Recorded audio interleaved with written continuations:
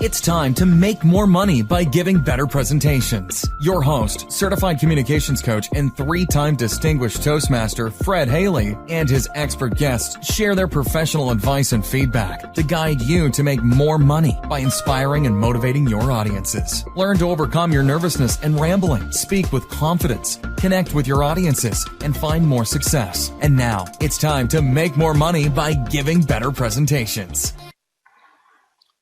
Welcome to Make More Money by Giving Better Presentations. My name is Fred Haley, and I am here to help you make more money. I am here to help you give better presentations so that you can make more money. For more resources, for more advice, visit my website, toastmentor.com. And if you have any specific questions, or if you need some advice on a certain topic or your next speech, email me, fred@toastmentor.com.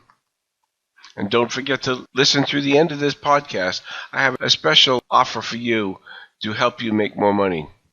Just wait till the end of the podcast. But today we have a special guest, a professional speaker who is doing well, making more money, giving better presentations, Chris MacLellan, well known in the caregiving field. Well, welcome, Chris. I'm glad to have you here on my podcast of how to make more money by giving better presentations. I'm really excited to have you here today. Well, thanks, Fred, for inviting me. I'm excited about making more money too. You've done well. You're a professional speaker. You have the Whole Care Network that you started. You've got the Purple Jacket brand name that you're using so well. Plus your book, your What's the Deal About Caregiving book, that's doing so well. So you are a good example for my audience on how they can make more money. And we want to just pick your brain a little bit and see how we can also be as successful as you. Sound good? I'm all in. You're all in. Sounds great. Great. Well, we're going to start with just those few basic questions. We'll ask you just to introduce yourself, give us a little bit of background of who you are, who your audience is, what you do to make money through your public speaking. Then we'll go into a little more detail. How do you use public speaking in your profession? How do you make money through the public speaking? And then what advice can you give to us as we get started in becoming better speakers and trying to make more money? And then whatever you can offer to help our audience, whether it's in public speaking or however in your line of work, through the Whole Care Network or through the Purple Jacket, that some of our audience may also want to know or use. So that's how we'll proceed. Does that make sense? I'm ready to go. Great, thank you. All right, so the basic question, basic information. Tell us a little bit about yourself. Well, as you mentioned, my name is Christopher MacLellan, and I really became a public speaker after a 2014 Pulitzer Prize nominated caregiving story was published about me and my now deceased partner in Sickness and Health, A Couple's Final Journey. Our story was fortunately seen by over 500,000 people now, I must say, worldwide. And that through that experience of sharing our caregiving story, that's when I started to develop my public speaking skills. Because, Fred, when you get right down to it, people connect to stories. Yes. It is through our stories where diversity meets the road to combat a common cause. And and at least for me and my brand, our common cause is caregiving, and especially for me now, life after caregiving. Very good. So who is your normal audience? Well, my normal audience is anybody who will listen, but no, let's take a step back. Actually, I usually connect with people who are in 3 different positions. They're about to be a caregiver, they're currently a caregiver, or like myself, they're in after caregiving. And then there's another area that I'm tapping into right now that I think is important. It's about working family caregivers and their employers. Mm-hmm.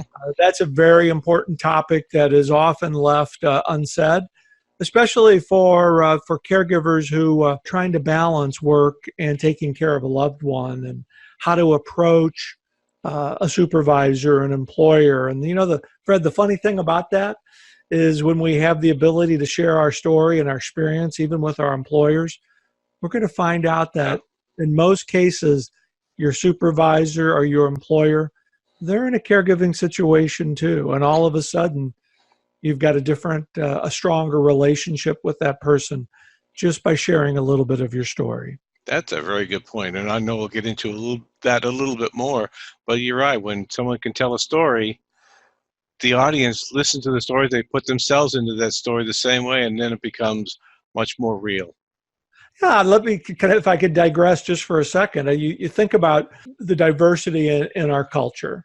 So say I'm a new employee. I'm working at a Fortune 500 company, and I'm kind of shy. I don't really know anybody, but I find myself sitting next to somebody in the lunchroom who is a big supervisor. It could even be the CEO, and we've got nothing in common. We have nothing that we could talk about. But that small talk starts to happen. How's your favorite baseball team going? Things like that. But then all of a sudden, I mention, I'm taking care of my spouse. She or he has cancer. And all of a sudden, the big CEO, he looks at me and he says, well, you know what? I'm taking care of my mother. She has end-stage renal disease. All of a sudden, there's a connection between two people who have nothing in common. All of a sudden, they have a lot in common. And they know a little bit more about each other. Mm-hmm. So that's why it's so important to feel comfortable in your own shoes to be able to tell your story and connect. Excellent. That's excellent. Sure. That's a good way to relate.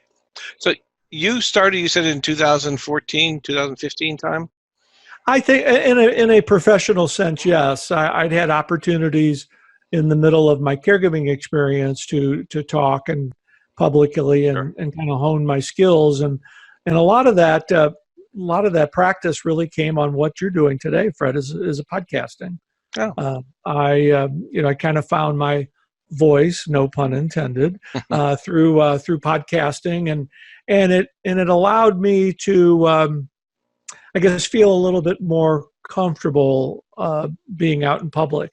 And I guess the other thing, I should be self-revealing as well, is that I spent 5-6 years in the seminary. I had a few classes with preaching practicums and public speaking in front of large audiences, and so I felt like I was somewhat prepared. But in those instances, I wasn't really talking about myself. Now I'm talking more about our stories and sharing something that's more personal.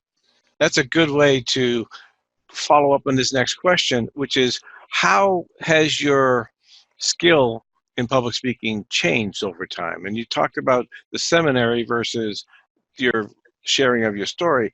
How has it improved? And how was it when you first started? I think a couple of things. I am in a position now to take a little bit more risk in my public speaking. And what I mean for that, and here's an example. One of my nicknames is the FU. The FU. The FU. Now, of course, when people hear that, what is that person talking about? Well, as I'm introducing myself and my background, well, I'm the favorite uncle. I have 25 nieces and nephews and over 40 great nieces and nephews. Yes. When I first started out in public speaking, I would never have used that. Okay. But as I got comfortable in using that, because it gets the audience attention. Mm-hmm. What are you going to say next after they hear the words FU? So there was nothing wrong with saying it when you first started. Right. There was nothing wrong with really saying when I first started. But after I got comfortable with myself and saying it in public, it got people's attention, and it helped people focus on what my message was about caregiving. Okay. And I think that's one of I might be jumping ahead to some of your other questions here, but I think for any speaker, one of the fears is, do I have their attention? Mm-hmm. What is going, some people use jokes, everybody has their own style, and I encourage people to find their own style. My style here is with the FU. That was great. Yeah. So a lot of what you're saying is practice. And keep It is trying. practice. It is practice. Finding your way. Yeah, it's practice finding your way. It's standing in front of a mirror at home and just kind of going through.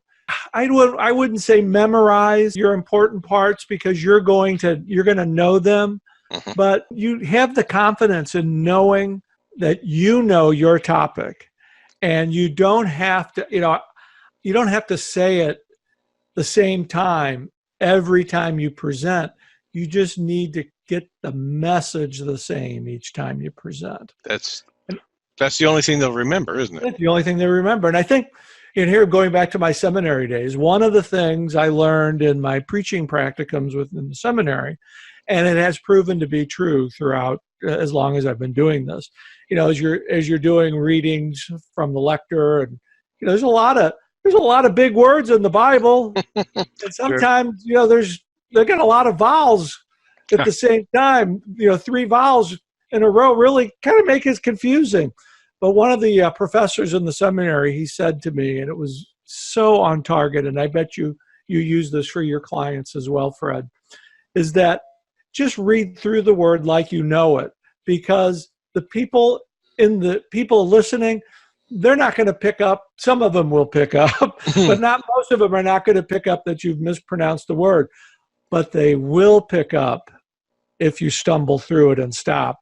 If you show doubt and lack of confidence. If you show doubt, they will stumble, and you stumble through and stop, and they will notice. Yeah, not only notice, but if you lose that confidence, you lose it in them. They don't have the confidence in you anymore. Yep.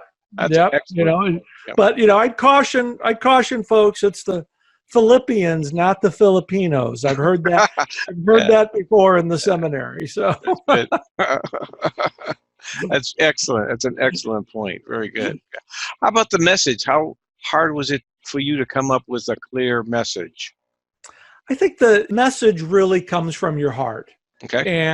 And I think over time, it's not that the message changes, but you change, the individual change, and you deliver the message differently. Mm-hmm.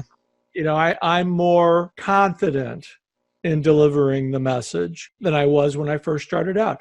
And it kind of goes along with everything else in life, that the more experience you have, the more comfortable you have at it. Is your message more clear than it used to be?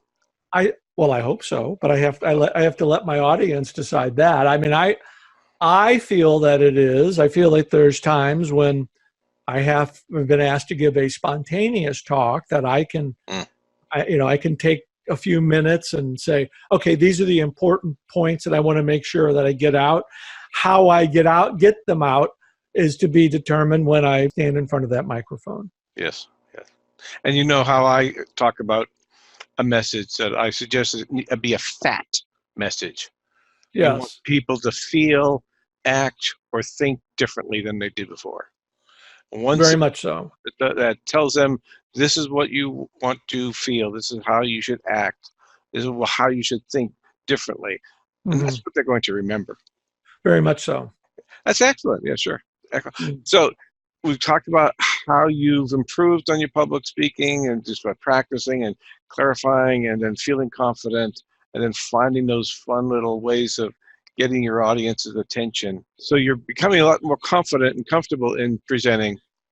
How do you make money with your presentations? Well, I think that we have to recognize that everybody starts somewhere. And I started out by doing free presentations. Okay. I had to have, we've got to have a track record. Mm-hmm. People are going to hire you. They want to know, well, what's your background? What have you, who have you spoke to before? What groups have you been involved with? So I certainly would recommend to your listeners, Fred, that somebody offers you, if you're starting out and somebody offers you a speaking gig, take it. And then as you move along in your experience and your career, you'll find your value. You'll find your price point. Okay. And everybody's price point, I think, is going to be a little bit different. I'd certainly like to get what Hillary Clinton gets. But let's be realistic. I'm not at that level. But that doesn't mean I can't get there with continued practice and continued taking gigs.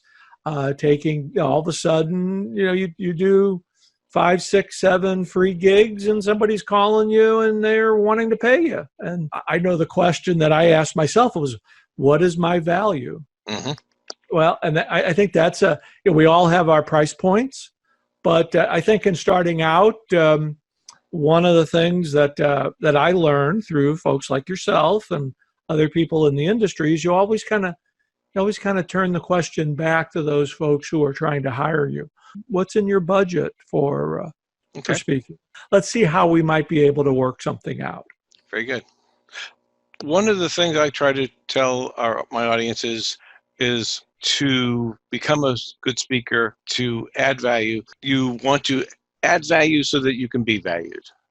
So yes. You can understand from your audience's perspective, how much value am I giving to you, so that they can help you to determine what price point there is or how much they would pay for you.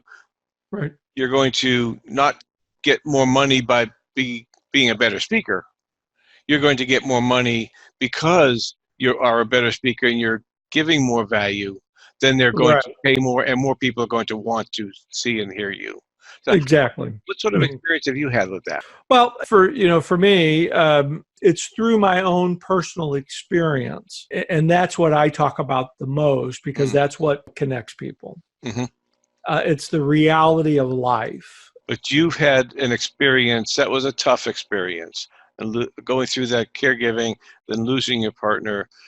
It's something that we all will face, like you said before. In if we haven't faced it, we will face it. We will face it, and I'm fortunate in a sense that I'm in a position to where I can talk very openly and honestly about it, and put people at ease about talking about a topic that is often taboo. End of life documents. Having that important conversation with your loved one. What happens after that person dies? I use all these skills and abilities from my own personal experience to garner more speaking gigs because I think people want to hear it. But what you're doing is sharing your story, but giving advice for people, because I assume you realize the mistakes that you've made when you went through that whole, and things that you should have done that you didn't know you should have done. And now you're telling your audiences, well, here's what you should do so you can avoid my mistakes. Yeah, people learn from experiences, and especially as it relates to the caregiving issue, nobody prepares to be a caregiver. True. And I'd rather learn from your mistakes than from my mistakes. That's right. And that's where people connect. And that is why it's so important to be able to tell your story and share your story, because not only is it helpful to the person who's hearing it, it's cathartic as well. It helps you as well. Yeah. Right. That's a very good point. Excellent point. Okay. How do you find your gigs, your audiences, the venues to be able to present? Well, at first it was kind of hit and miss, going to different venues, whether it was churches or social service agencies. That kind of got the ball rolling. And now, pretty much, 3 or 4 years into this, people really come to me now. Very good. There are some targets that I'm looking at and going into next year. But right now, most of the business I have, it's coming from word of mouth. It's coming from the story. It's coming from me having a video of myself speaking at a conference as a keynote on my website. When somebody calls to ask me about my background, and it's having those 2 or 3 references from people who you've worked with before and spoke with that group, that can provide credibility. Okay, it's like having a whole bunch of tools in your toolbox that you can just grab at a moment's notice to bring to the forefront for somebody who's inquiring about your talents. But the good message you're telling us is that once we get started and have that experience and start to share, then people start to hear about us, and they start calling us instead of us having to go out and finding those. That's great to know. Right. Okay. And I understand you're looking into not just national but international presentations. Yeah, we're getting ready to spend an extended period of time in Europe, specifically Spain, and I'm in the process of learning Spanish. But as I'm, again, fortunate enough to have this story that's been seen internationally, I want to branch my speaking engagements or my presentations or my presence with the story into Europe and worldwide, because caregiving is not a local issue. It's an international issue. And I'm fortunate to have the avenue that I do in order to do this. The only thing I'm really missing is kind of like a manager. So maybe you'd like to be the manager, Fred. I think we'll talk about that offline. I think, well, okay, good. Add value, be valued. So add value, be valued. Right, Very much so. Okay, so the European audience, we all hear the stories that Europeans take care of their loved ones better and longer. So the message that you would have may be a little different. Would it be, or how would you have to adjust for them? The message won't be different in one sense, because when you get right down to it, Fred, love, care, and commitment are the same for anybody. Okay. The differences are going to demonstrate or show culturally. So yes, it's a pretty well-known fact that culturally, the differences in Europe are going to be cultural. People do take care of their parents longer. It's a part of the family responsibility, and I use the word responsibility lightly. I don't know this for a fact. I certainly don't want to give any fake news on your podcast, but senior living centers and nursing facilities, I don't see them as being the big business in Europe as they are here in the United States. And I think there's a reason for that, because culturally they're in tune to taking care of the people in their family who are ill and infirmed. It's an excellent point.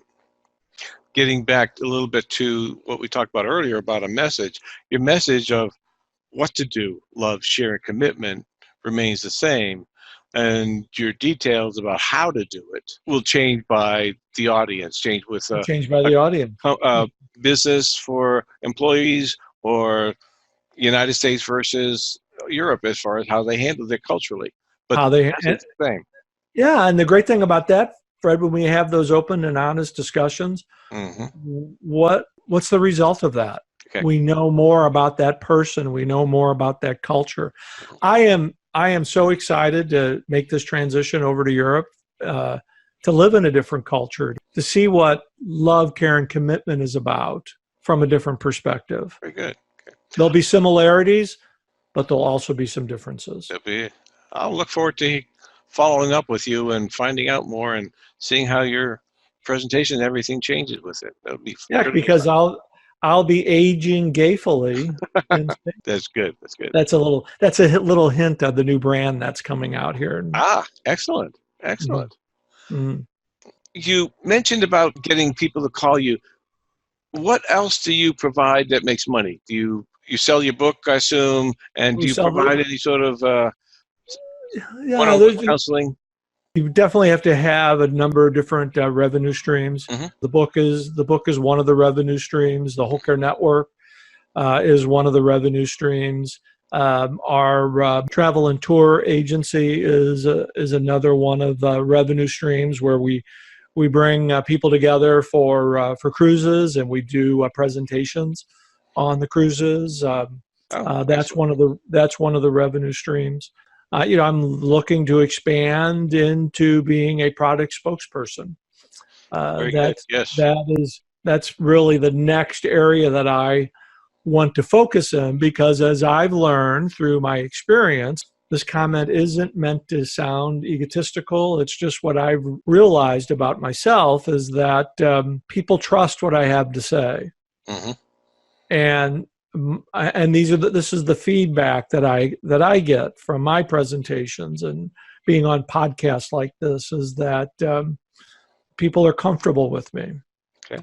And I feel like I do have a message to share, and to be able to jump into and be a spokesperson for a brand, that is really my next revenue stream target.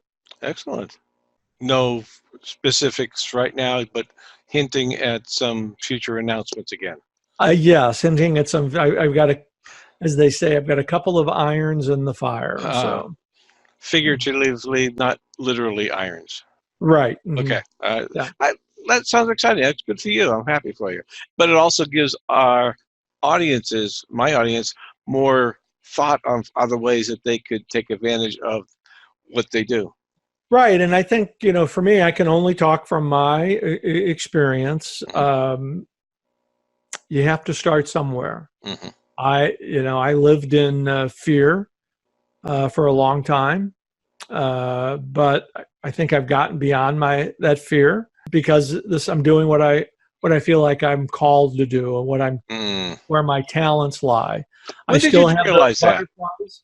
I still have those butterflies when I get up to speak, but those are healthy butterflies. True. When did you first realize it was your calling? Well, I think I've known it's always been back there.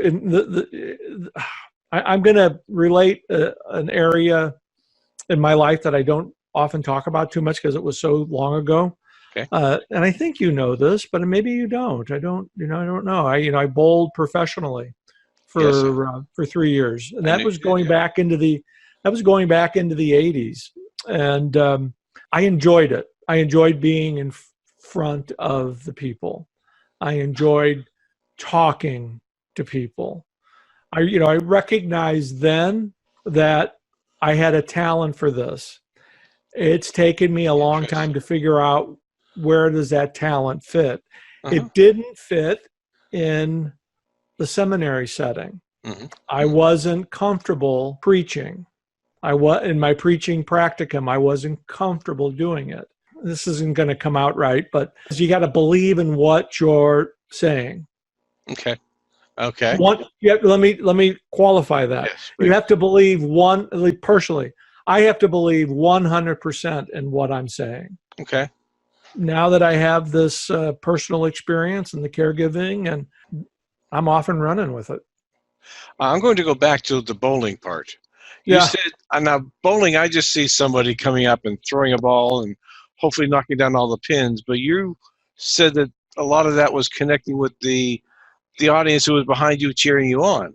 Connecting with the audience, connecting with your opponent, the interviews that you would do. I mean, I certainly don't want to give your listeners the impression that I had a successful bowling career, but as I look back at it, I recognize that I enjoyed being in front of people. And that's where was one of my first starts in radio, doing a bowling report for one of the local radio stations in St. Louis.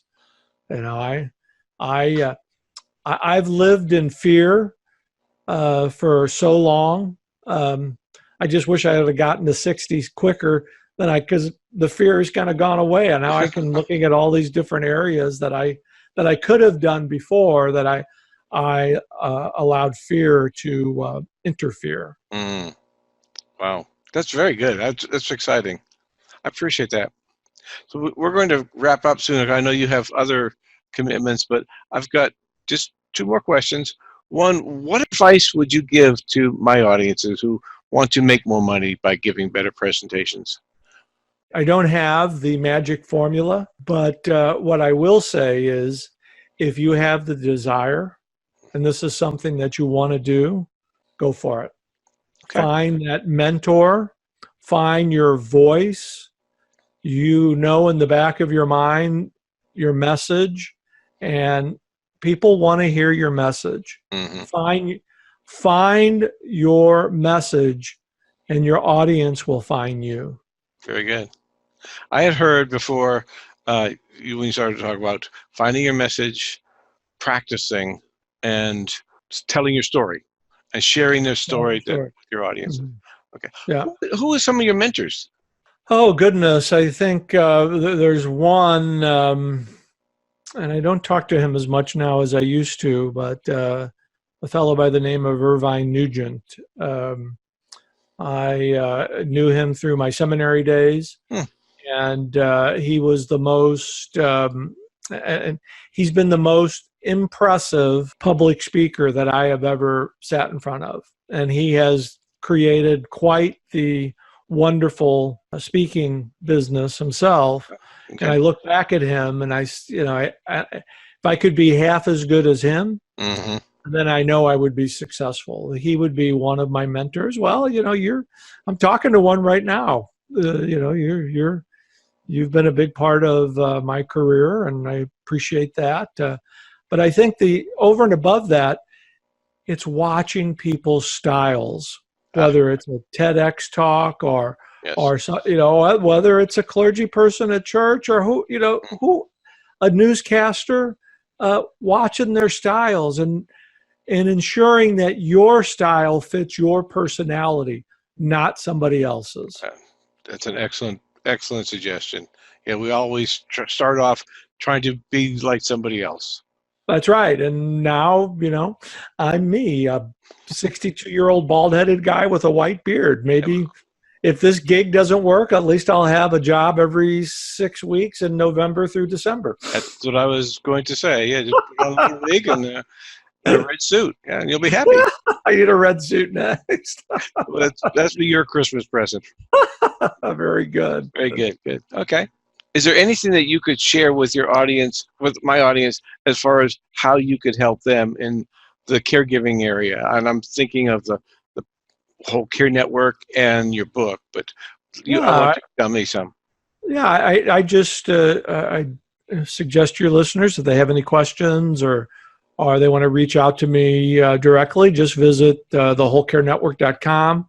Go to the About section. You'll see you'll see a landing page for me and any contact information, or you could just email me at chris@wholecarenetwork.com, or just send Fred a note here, because Fred knows all my numbers. I know your numbers, but I will definitely share that contact information and the Whole Care Network website with my audiences. But I know those people, like you said, they're either are a caregiver or going to be or have been a caregiver, and they want to have that support and advice that you can provide. That's excellent. Yeah, that's that famous phrase from Rosalind Carter. Rosalind, that's right. That's right. Happy to be connected with such wonderful people. Okay.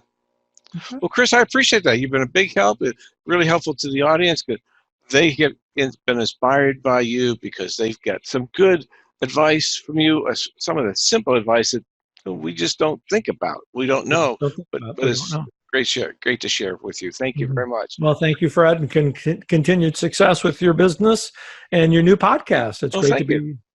I am glad you were part of our interview with Chris MacLellan today. Chris shared some great information that will help us. Did you hear some of his suggestions, some of his advice? Especially when he talked about how he added value to his audience? Well, the most important thing he said was that he shared his personal story. He was able to share his story so that his audience could relate to him.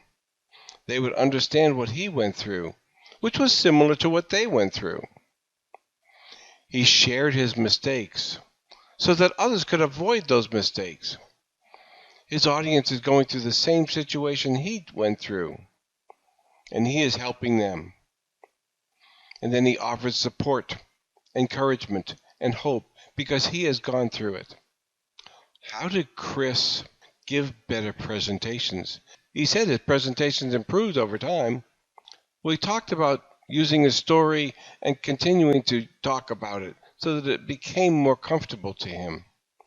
That way he was able to connect. He heard what the audience really appreciated, what they wanted to hear, and he adjusted. He created his clear, simple message so that his audience would be able to remember. He also learned from mentors and others. He found some role models to start with until he was able to be comfortable on his own. And that's what he said. Practice until you find your own style. Remember his funny little story about the FU. That was his style that he learned to develop by practicing. And how did Chris make more money? Well, he started with the book. The book gave him some credentials, but it was also a good revenue stream for him at the start. And then he used that book to get that free presentation and more free presentations until he had a track record. And then he could use that track record to get paid presentations. And doing so, he found out what his value was, what he could charge. And as he's doing this now, he's diversifying his revenue streams. He's using his book, he's using his presentations, he's also developing that whole care network and the travel agency. And then he said he's starting to look into becoming a spokesperson because he has become a role model. He has created his own name and his own brand. Chris's information is important, and I will bring you other people who have made money by giving better presentations. So stay in contact with me, watch my website, stay on my Facebook page. You'll find the video of my interviews on YouTube. And then if you have any questions, any suggestions, contact me, Fred, at toastmentor.com. Don't forget my free offer at the end of this podcast. Tune in next time for more tips and professional advice to help you make more money by giving better presentations. If you have specific questions or topics, write to Fred at toastmentor.com. You may even be a guest on the show. Don't forget to visit the website toastmentor.com for more helpful advice and resources. Are your presentations getting the results you want? If you don't, you hurt your chances to advance your career. Learn the proven 3-step speech outline to motivate any audience to take action. Get your free copy of the ultimate 3-step speech template for executives and professionals at toastmentor.com/advance your career. That's toastmentor.com/advance your career. Get it today.